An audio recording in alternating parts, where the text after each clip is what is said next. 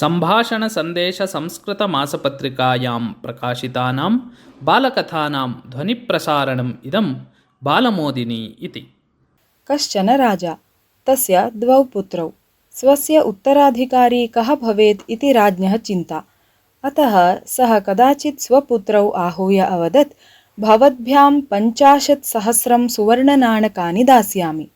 वर्षाभ्यन्तरे भवद्भ्यां 50 ग्रामेषु अस्मद्वासयोग्यानि गृहाणि निर्मातव्यानि। प्रवासादिसमये वासः यदि करणीयः स्यात् तर्हि तानि गृहाणि उपयोगाय भवेयुः।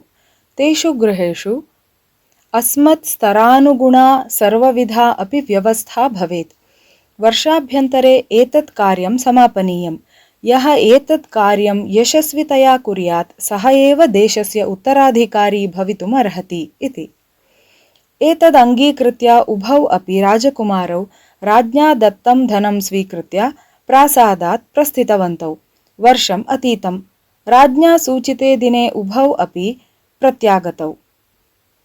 कार्यविषये उभौ अपि वृत्तं श्रावितवन्तौ। ज्येष्ठः राजकुमारः अवदत्, भवता अल्पमेव धनं दत्तं, समयः अपि अल्पः एव निश्चितः। अल्पेन धनेन अल्पे एव काले एतद् महत् कार्यं कथं साधयितुं शक्येत? मया तु वर्षाभ्यन्तरे 10 ग्रामेषु गृहं कारितं।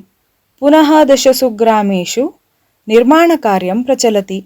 अन्येषु ग्रामेषु गृहनिर्माणकार्यं न आरब्धमेव धनस्य अभावात् इति। द्वितीयः राजकुमारः राज्ञा दत्तं समग्रमपि धनं प्रत्यर्पितवान्।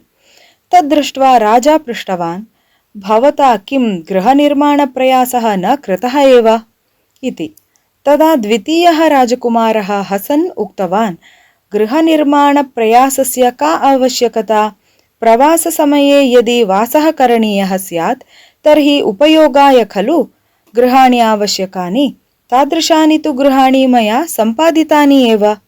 भवतः कथनस्य कः आशयः इति न ज्ञातं मया, राजा अवदत्। मया तु 50 ग्रामेषु सुहृदः सम्पादिताः सन्ति। यदा वयं तेषां ग्रामं गच्छेम तदा ते सहर्षम् अस्मान् विशेषतः स्वागतीकृत्य आतिथ्यादिना सत्करिष्यन्ति।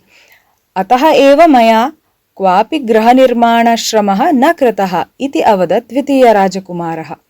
वत्स, साधु, यत्र अस्माकम् आत्मीयाः सुहृदाः स्युः तत्र स्वीयस्य गृहस्य न आवश्यकता। यः एतत् तत्त्वम् अवगच्छेत् सः सर्वत्रापि स्वागतं सत्कारं प्रीतिं च प्राप्नुयात्। राज्ञी एषः गुणः अवश्यमेव भवेत्।